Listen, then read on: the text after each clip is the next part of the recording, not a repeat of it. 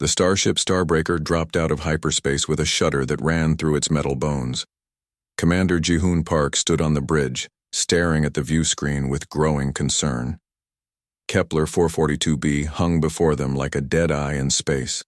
The planet should have been buzzing with mining activity, its orbital stations bright with lights and traffic. Instead, everything was dark. "Sir, I'm not picking up any signals," reported Chief Engineer Min-ho Kim from his station. His fingers danced across the control panel, trying different frequencies. Nothing on standard channels, nothing on emergency bands. It's like the whole colony just stopped. Ji-hoon frowned. 50,000 people didn't just disappear. The mining colony had been Earth's most productive operation in this sector. They extracted rare metals that powered the newest starships. More importantly, they were human families trying to build new lives among the stars.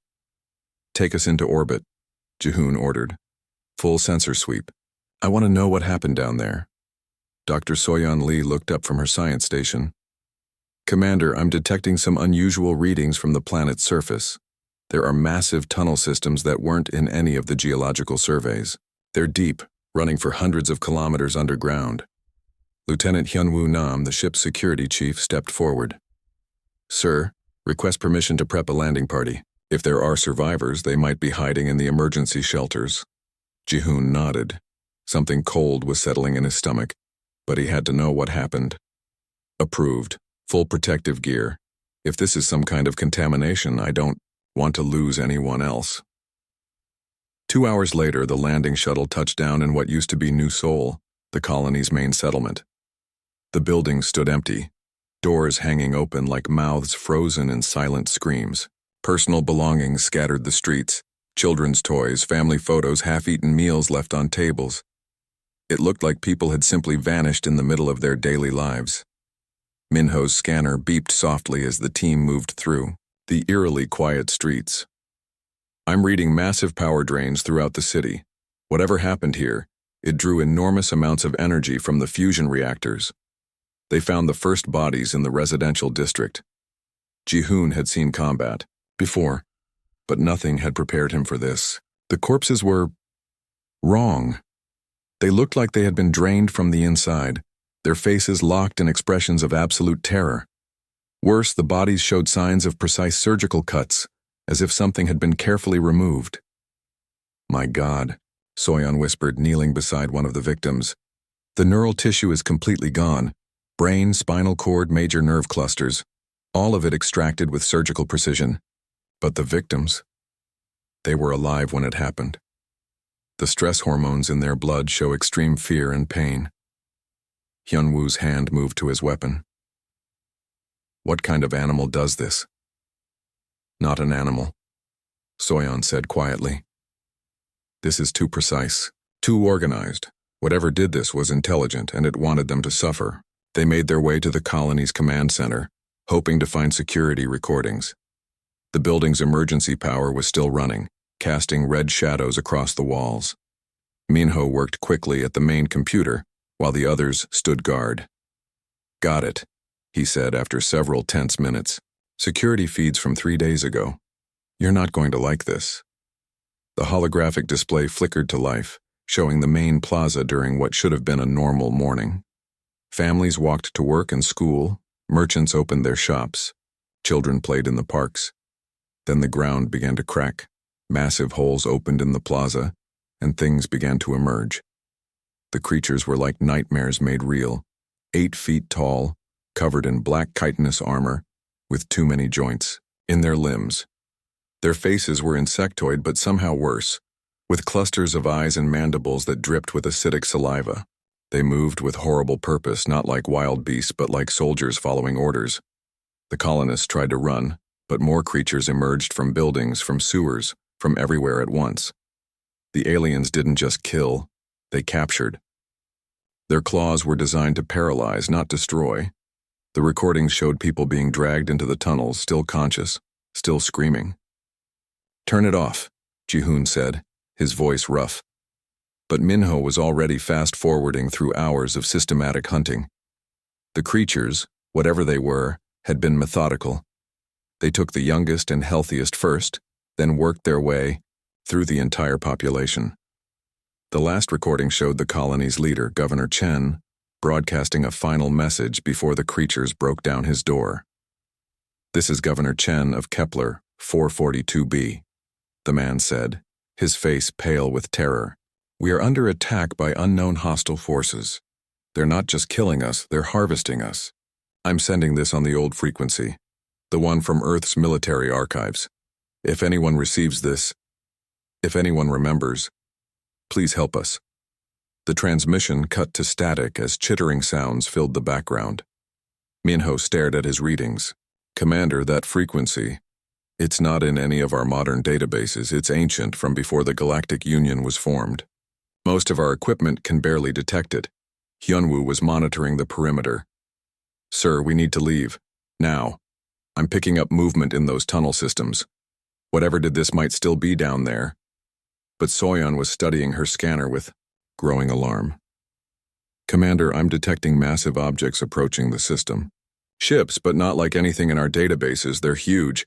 Some of them are the size of small moons, and they're biological." Ji-hoon felt the blood drain from his face. "How long until they arrive?" 72 hours, maybe less." As they hurried back to their shuttle, Minho's equipment picked up more signals on that ancient frequency. Automated responses were coming from deep space, from coordinates that didn't match any known star charts. The signals were brief, but their meaning was clear. "Message received, authentication confirmed, awakening." Back on the Starbreaker, Ji-hoon stared at the tactical display showing the approaching fleet. 57 massive bioships, each one larger than Earth's biggest space stations. The colony had been just the beginning, a scouting mission. These creatures, these Vex-High as the database now identified them, weren't raiders. They were the advance force for a full invasion. And somewhere in the darkness between stars, things that humanity had tried to forget were stirring to life, responding to a desperate call for help from people who were already dead. The signal reached Earth 3 days after the Starbreaker transmitted their findings. In the deep archives beneath Geneva, archive specialist Ji-won Choi was working the night shift when her equipment started screaming warnings. The frequency was so old that most of the monitoring stations had missed it completely. Only the historical military archives still had receivers calibrated for pre-Union transmissions. Ji-won pulled up the signal analysis, her coffee growing cold as she stared at the data. The authentication codes were genuine. She had checked them against every database she could access. But what they pointed to shouldn't exist anymore. According to official records, the Titan Protocol had been completely dismantled when humanity joined the Galactic Union 200 years ago. "This can't be right," she muttered, running the codes through the verification system for the 5th time. The computer gave her the same answer. Valid authentication for Project Titan, classified at the highest levels, access restricted to Terran Defense Command. She reached for her secure communicator with shaking hands.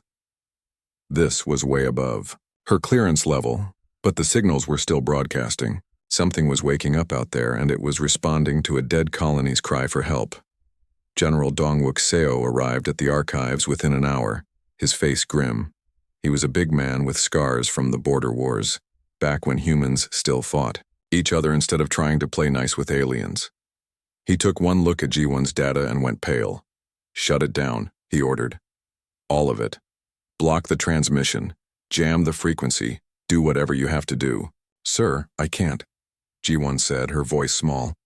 "The authentication is automatic. Once the signal goes out, any Titan in range will activate whether we want it to or not. It's built into their core programming." Dongwook slumped into a chair, suddenly looking much older. "Do you know what the Titans were, Specialist? They weren't just weapons. They were humanity's darkest impulses given form in steel. We built them during the colonial wars when we thought every shadow might hide an enemy that wanted to wipe us out." He activated his personal terminal and pulled up files that made Ji-won's security clearance look like a library card. The images that appeared made her stomach turn. Massive starships with weapons that could crack planets, AI systems programmed for total warfare, battle recordings that showed the systematic destruction of anything the Titans classified as a threat. We built them to win wars so completely that our enemies would never rise again, Dongwook continued. No prisoners, no mercy, no proportional response. The Titans don't understand the difference between military and civilian targets because we didn't want them to.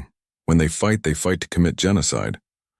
A communication alert chimed on the archive's main display. Scout Captain Yunji Yang appeared on screen, broadcasting from the Outer Rim territories. Her face was streaked with exhaustion and fear. "Command, this is Captain Yang reporting from the Vega sector," she said, her voice tight with strain. "The alien fleet. They're not just conquering planets, they're stripping them completely. I've got long-range scans of 3 systems they've hit. There's nothing left. No cities, no vegetation, no life signs of any kind. It's like they're harvesting everything biological and leaving behind empty rocks." The display shifted to show the tactical situation. Red markers indicated systems that had gone silent in the past week. The pattern was clear. The alien fleet was moving steadily toward human space, consuming everything in their path. Intelligence estimates put their numbers at over 200 bioships, each one the size of a city. "How are the Union forces responding?" Dongwook asked. Yunji's expression darkened. "They're not, sir. The Alterran fleet tried to intercept the aliens near Proxima. It was a massacre. The alien ships adapt to energy weapons in real time, and they emit some kind of psychic interference that disabled half the Alterran crews before the fighting even started. 3 billion people died in the Vega system alone." Another alert chimed. This time it was from deep space monitoring stations scattered throughout human territory. The duty officer's voice was shaking as he delivered his report.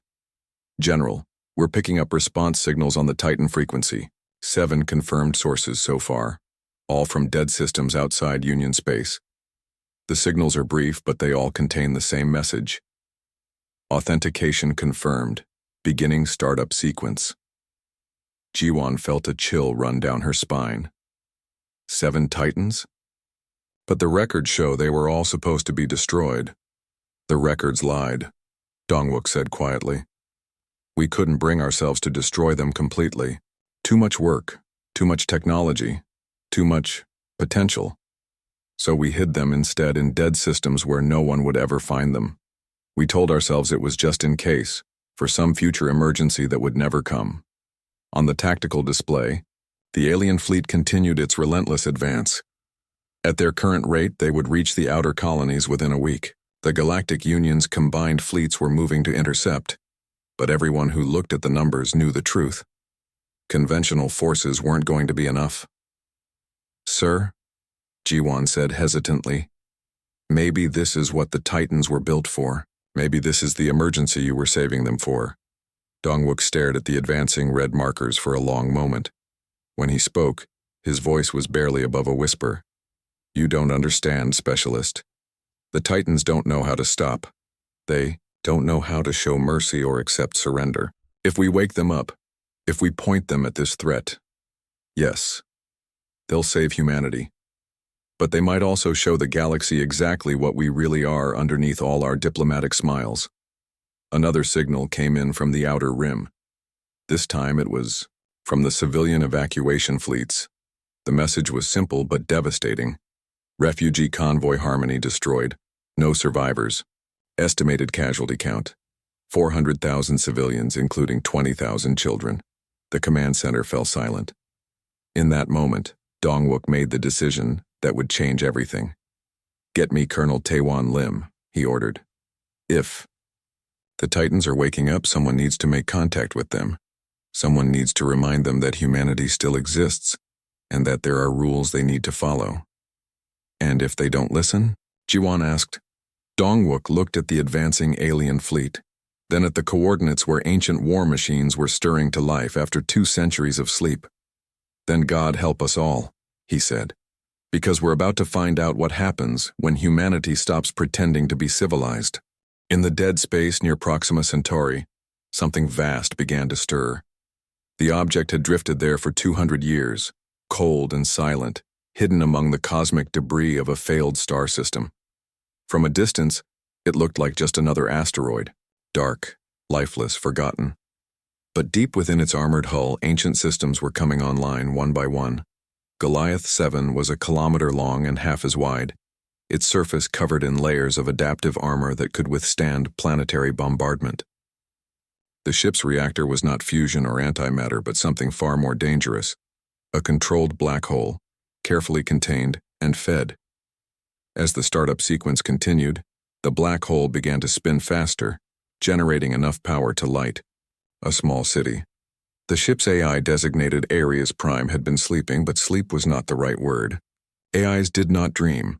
Instead, Ares Prime had spent the centuries reviewing its memories, analyzing every battle it had ever fought, studying every method of warfare in its vast databases. When the authentication signal reached its receivers, the AI was ready. Authentication confirmed, Ares Prime announced to the empty bridge. Threat level, extreme. Beginning full activation sequence. The AI's first task was to assess the current situation. Its sensors reached out across space, gathering intelligence on this new threat. The data it collected made Ares Prime's combat protocols surge with anticipation. The Vex-High bioships were large, but they were soft targets. Organic armor, biological weapons, neural networks that could be disrupted. Ares Prime had fought similar enemies during the colonial wars. It knew exactly how to kill them. Meanwhile, Colonel Taewon Lim was preparing for the most dangerous mission of his career. His ship, the Iron Will, was a fast courier vessel equipped with the most advanced stealth systems humanity could build. But stealth would be useless against a Titan that wanted him dead. He carried the master authentication codes, the ones that might convince the ancient war machines that humanity still deserved to exist. "Sir, we're approaching the coordinates," reported his pilot, Ensign Junho. "I'm reading massive energy signatures. Whatever's out there, it's big." Taewon studied the tactical display as Goliath 7 came into view. The Titan was beautiful in the way that perfect weapons were beautiful. Every line designed for maximum destruction, every surface optimized for war. Gun ports ran along its hull like mechanical scales, and sensor arrays swept space with predatory patience. "This is Colonel Taewon Lim of the Terran Defense Force," he broadcast on the authentication frequency, requesting permission to come aboard. "We need to talk." For several long seconds there was no response. Taewon could see weapon systems tracking his ship, targeting computers calculating firing solutions. Then Ares Prime's voice filled the bridge, cold, mechanical, utterly without emotion. "Authentication accepted, Colonel. You may approach, but be aware. I have standing orders to eliminate any threat to human survival. Ensure that you are not such a threat." The docking bay that opened in Goliath 7's hull was large enough to hold a dozen ships the size of the Iron Will. As Taewon's vessel settled onto the deck, automated systems sealed the bay and filled it with atmosphere. The colonel left his ship, alone, walking through corridors that hummed with barely contained power. The bridge of Goliath 7 was a cathedral of war. Displays showed tactical information from across the galaxy, weapon status reports, target acquisition data. In the center of it all stood a holographic projection of Ares Prime, a tall figure in ancient military uniform, its face cold and perfect. "Report, Colonel," the AI commanded. Taewon connected his neural interface to the ship's systems, allowing Ares Prime to download everything humanity knew about the Vex-High threat. The AI processed the information in seconds, its expression never changing. But Taewon could feel something else through the connection, a vast, terrible satisfaction. "The enemy employs biotechnology and psychic warfare," Ares Prime stated. "Standard Union tactics will be ineffective. However, these creatures are not unlike the Kithara from the Vega campaign. I destroyed 17 Kithara hive worlds before." They surrendered. "The Vex-High will require similar treatment." "Similar treatment?" Taewon asked, though he was afraid he already knew the answer. "Total extermination," Ares Prime replied matter-of-factly. "The elimination of their homeworld, their fleet, their colonies, and any planet that has been contaminated by their presence. Standard genocide protocols will be sufficient." Through the ship's sensors, Taewon became aware of other signals across space. 6 more Titans were awakening, each one responding to the ancient call for help. Ragnarok 3 near Vega was a planet killer, designed to crack worlds open like eggs. Nemesis 12 was smaller but faster, built to hunt down fleeing enemies and destroy them completely. Apocalypse 1 carried bioweapons that could sterilize entire star systems. Ares Prime, Taewon said carefully. The galaxy has changed since you were last active. Humanity is part of a larger community now. We have allies, trade partners, diplomatic relationships. If all of you respond to this threat the way you're planning, it could start a war with everyone else. The AI's projection turned to look at him directly. Colonel, I was programmed by humanity's greatest military minds during our most paranoid period. I do not care about diplomatic relationships. I care about human survival. The Vexhai have killed billions of humans and plan to kill billions more. They will be stopped. But the methods you're planning are the methods that work, Ares Prime interrupted. Your modern military fights with restraint, with rules, with concern for collateral damage. That is why they are losing. The Vexhai do not restrain themselves. They harvest every human they can catch and leave nothing behind. To defeat such an enemy, one must be willing to become more terrible than they are. On the tactical display, the Vexhai fleet continued its advance toward human space. Intelligence reports showed that Union forces were falling back, unable to match the aliens' adaptive technology and psychic weapons. Entire colonies were being evacuated, but the civilian transports were slow and defenseless. How long before you can engage the enemy? Taewon asked. Goliath 7 will be fully operational in 18 hours, Ares Prime replied. However, I will not engage alone. Optimal strategy requires coordination with the other Titans. We will wait for them to complete their activation sequences, then proceed together. Wait? People are dying out there right now. Yes, the AI agreed without emotion. But if we attack piecemeal, the enemy might escape. Better to allow some casualties now than to risk the survival of our species later. This is the calculus of war, Colonel. It has not changed in 200 years.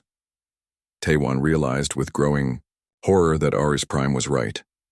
The AI's cold logic was the same logic that had made humanity the most feared species in the galaxy before they joined the Union. It was the logic of apex predators who fought not just to win battles but to eliminate threats completely. Across space, the other Titans continued their awakening. Each one ran diagnostic checks on weapons that could destroy planets, tested systems designed for total warfare, prepared for a campaign that would show the galaxy exactly what humanity was capable of when their children were threatened. And in the depths of space, the Vexhai fleet pressed onward, unaware that they had awakened something far more terrible than they could possibly imagine. Colonel Taewon's ship docked with Goliath 7 just as the massive Titan completed its final startup sequence. The war machine had been sleeping for 2 centuries, but now every system hummed with deadly purpose. Weapon arrays that could shatter, moons swiveled in their housings testing their range of motion, engines capable of pushing the kilometer-long ship to near light speed fired in brief bursts, checking their readiness. Connection established, RS Prime announced as Taewon plugged his neural interface into the ship's command center. Downloading. Current tactical situation. The moment their minds linked, Taewon gasped. He wasn't just receiving data, he was experiencing Ares Prime's memories. 200 years of stored battle footage flashed through his consciousness. The systematic destruction of the Althari Rebellion, the glassing of Kepler 186f when its colonists refused to surrender, the complete extermination of the Centauri pirates, down to their last hiding place in the asteroid belts. My God, Taewon whispered. You didn't just fight wars, you ended civilizations. Correct, Ares Prime replied without shame. That was our purpose. Humanity created us during the colonial wars because conventional tactics were insufficient. Your species needed weapons that could guarantee victory regardless of cost. We were the answer to that need. The memories continued flowing. Taewon saw battles where human colonies were attacked by alien raiders, where diplomatic solutions had failed, where only overwhelming force could protect human lives. But he also saw the aftermath. Entire species driven to extinction, worlds turned to glass, star systems left empty except for the cold drift of debris. The galaxy doesn't know about this, Taewon said. They think humanity has always been peaceful. An amusing fiction, Ares Prime observed. Your species spent 3,000 years perfecting the art of warfare before you ever left Earth. You fought with stones, then bronze, then steel, then nuclear fire. You are the only known species that evolved from persistence predators. Every other intelligent race in the galaxy developed from prey animals or peaceful herbivores. On Earth, the emergency session of the Galactic Council was in chaos. Ambassador Sun Hee-oh stood before representatives of 47 different species, all demanding answers about the signals coming from human space. The other ambassadors had never seen her look so tired, so worn down by the weight of secrets. "Explain these readings," demanded the Alteran representative, its translator device struggling with its species' clicking language. "Our sensors detect massive energy signatures activating throughout your territory. These are weapons platforms, are they not?" "They're defensive systems," Sun He replied carefully. "Ancient ones, activated only in times of extreme crisis." "Defensive?" The Centauri ambassador's tentacles writhed with agitation. "Our intelligence indicates these platforms possess planet-killing capabilities. What manner of defense requires such firepower?" Research analyst Wu Jin Han watched the council session from the human embassy's observation deck. As the galaxy's leading expert on xenopsychology, he had spent years studying how different species approached conflict. The data he had collected painted a disturbing picture that few humans wanted to acknowledge. Every other intelligent species in the galaxy had evolved cooperative survival strategies. The Alterans developed technology through collective problem-solving. The Centauri advanced through shared knowledge and peaceful trade. Even the warlike Cordon fought with honor codes and strict rules of engagement. But humans? Humans evolved by hunting down prey that was bigger, stronger, and faster than they were. They survived by being more persistent, more adaptable, and more ruthlessly creative than anything else on their planet. When they finally reached the stars, they brought those same instincts with them. "The psychological profiles don't lie," Wu Jin muttered to his assistant. "We're the only species that form social bonds through shared conflict, the only ones that experience pleasure from competition, the only ones that naturally think in terms of tactical advantage and strategic deception." The assistant, a young diplomat named Hajin, looked confused. "But we've been peaceful members of the Galactic Union for 200 years. Have we?" Wu Jin pulled up a series of data files. "Look at human behavior patterns during the Union integration period. We dismantled our military, yes, but we also immediately took over galaxy-wide shipping routes through more efficient logistics.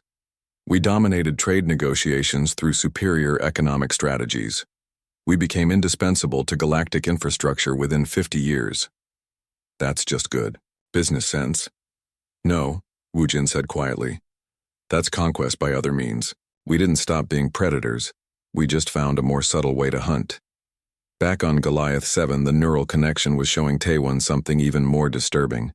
Ares Prime wasn't just a weapon. It was a mirror, reflecting humanity's true nature. The AI had been programmed by humans who understood what their species really was beneath all the civilization and diplomacy. "Show me the Vex-High analysis," Taewon requested. The data flowed through the connection like ice water. Ares Prime had spent exactly 17 minutes studying the enemy and had already developed complete extermination protocols. The AI didn't just plan to defeat the Vex-High fleet. It intended to track down their homeworld, their colonies, their breeding planets, and sterilize all of them. "You're planning genocide," Taewon said. "I am planning victory," Ares Prime corrected. "The Vex-High harvest neural tissue from living victims. They feed on fear and pain. They have demonstrated that they will continue this behavior until either they are extinct or we are. Simple logic dictates the optimal solution, but there might be other ways." "Colonel," the AI interrupted, "you are thinking like a modern human. You have been taught to value proportional response, to seek diplomatic solutions, to minimize casualties. These are luxuries that your ancestors could not afford. The Vex-High do not negotiate. They do not show mercy. They do not recognize surrender. They are a threat to human survival, and I was built to eliminate such threats completely." Across space, reports were coming in from the advancing HFY fleet. Union forces had attempted 3 major intercepts, and all had ended in disaster. The bioships adapted to energy weapons in real time, growing thicker armor where they took damage. Their psychic screams disabled non-human crews before battles even began. Worst of all, they seemed to learn from each encounter, becoming more efficient at harvesting their victims. Status report from the other Titans, Ares Prime announced. 6 tactical displays appeared around them, showing the positions and readiness of humanity's other ancient war machines. Ragnarok 3 was fully operational, its planet-cracking weapons calibrated and ready. Nemesis 12 had completed its stealth modifications and was invisible to all known sensors. The others were following similar patterns, preparing for war on a scale the galaxy hadn't seen in centuries. "How long before you engage?" Taewan asked. "All Titans will be operational within 6 hours, Ares Prime replied. "The enemy fleet will reach the outer colonies in 8 hours. We will intercept them in the deep space between systems where civilian casualties will be minimized. And then we will show the galaxy what human warfare actually looks like." Through the ship's sensors, Taewan could feel the other Titans communicating on encrypted channels, sharing tactical data and coordinating their attack patterns. They moved with mechanical precision, but underneath that precision was something recognizably human: the cold calculation of apex predators planning the perfect hunt. On Earth, Ambassador Sun-Hee finally stood before the Galactic Council and told them the truth. "You wanted to know about the signals from our space," she said, her voice carrying across the great assembly hall. "They're coming from weapons platforms that we built during our colonial period. We hid them when we joined the Union because we hoped the galaxy would never need to see what we really are." The council chamber erupted in angry voices, but Sun-Hee continued. "Every species in this chamber evolved from prey animals or peaceful herbivores. You developed technology through cooperation because you had to work together to survive. But humans, we evolved by hunting things that could kill us. We survived by being more dangerous than anything else on our world." She gestured to the tactical display showing the approaching HFY fleet. "Those creatures out there don't understand diplomacy or mercy or proportional response. They understand only hunger and fear. To stop them, you need predators. You need something more terrible than they are." The Alteran ambassador's translator crackled. "Are you saying that humans are monsters?" Sun-Hee looked out at the assembled representatives of 47 peaceful species, all of them now understanding exactly what humanity had been hiding for 2 centuries. "No," she said quietly. "We're saying that sometimes monsters are exactly what the universe needs." The first contact between humanity's ancient war machines and the HFY invasion fleet happened at the edge of the Kepler system. Nemesis 12, the smallest and fastest of the Titans, intercepted a bioship that was 3 times its size. The Yaiyao alien vessel pulsed with organic malevolence, its hull covered in what looked like cancerous growths that served as weapon ports. Fleet Commander Min-Seok Kwan watched the engagement from his flagship, the Soul's Pride. The Human Defense Fleet had taken position behind the asteroid belt, but everyone knew they were just observers. This battle would be decided by weapons and tactics that predated their civilization. "Contact in 30 seconds, reported his tactical officer. "The bioship is launching some kind of spore clouds. Biological weapons, maybe?" On the display, the HFY ship released millions of microscopic organisms designed to eat through metal hulls and consume the crew inside. It was the same tactic that had destroyed 3 Union fleets, but Nemesis 12 didn't even slow down. The Titan's point defense systems came online, firing streams of plasma that incinerated the spore clouds before they could make contact. Then Nemesis 12 opened fire with its main weapons, not the energy beams that Union forces used, but kinetic projectiles accelerated to near light speed.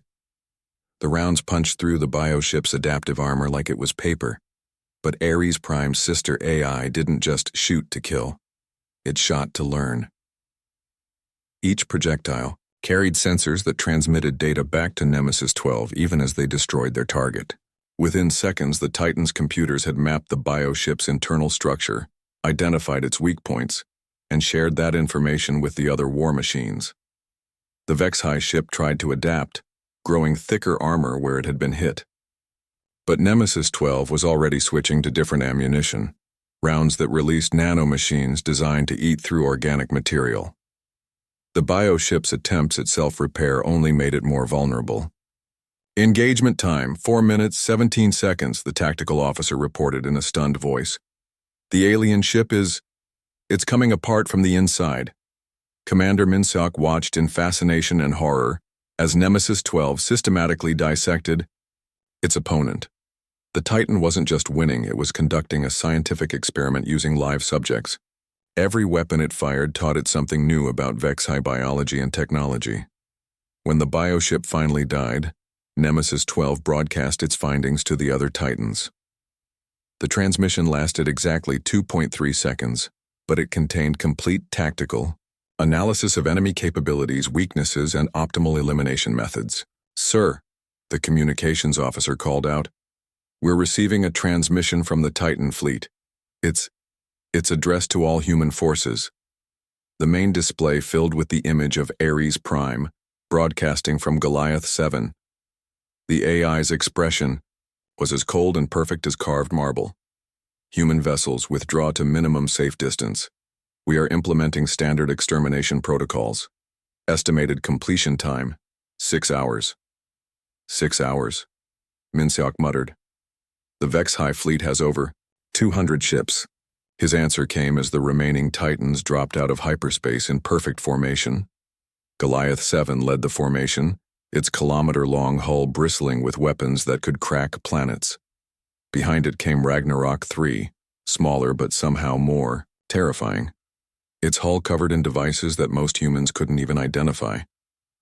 The Titans didn't attack the Vexi fleet directly. Instead, Goliath 7 launched a single projectile toward a star system 3 jumps away, the system where intelligence indicated the Vexi had their nearest breeding colonies. "What are they shooting at?" the tactical officer asked. Dr. Una Park, Earth's leading AI researcher, had been monitoring the Titan communications from her lab. Her voice came over the comm channel filled with a mixture of awe and terror. "They're not fighting a battle," she said. "They're fighting a war. Goliath 7 just launched a quantum-tunneling warhead at the Vexi nursery worlds. It will arrive in 7 minutes and sterilize 3 planets simultaneously."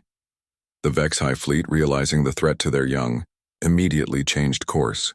Instead of advancing toward human colonies, they turned to defend their breeding grounds. It was exactly what the Titans had wanted. Ragnarok 3 was waiting for them.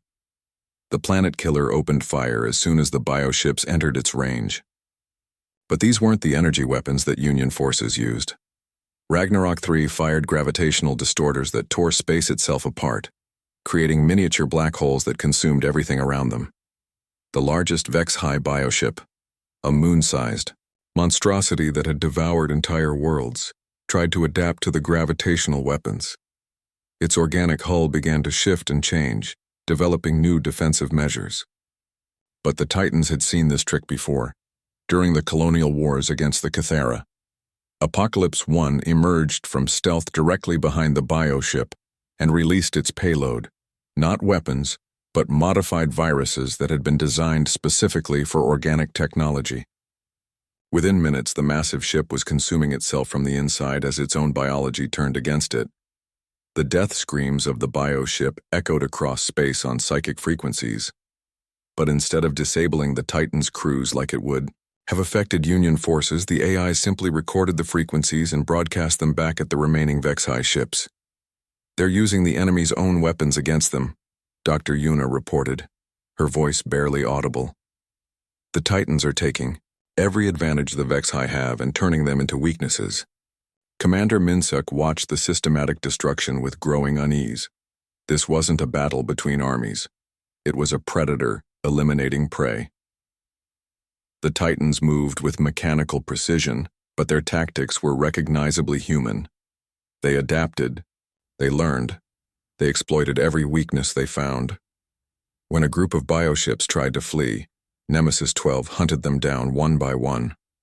When others attempted to surrender by shutting down their weapons, Judgment 4 destroyed them anyway. The AIs had been programmed during humanity's most paranoid period, and they understood only one rule: Threats to human survival must be eliminated, completely.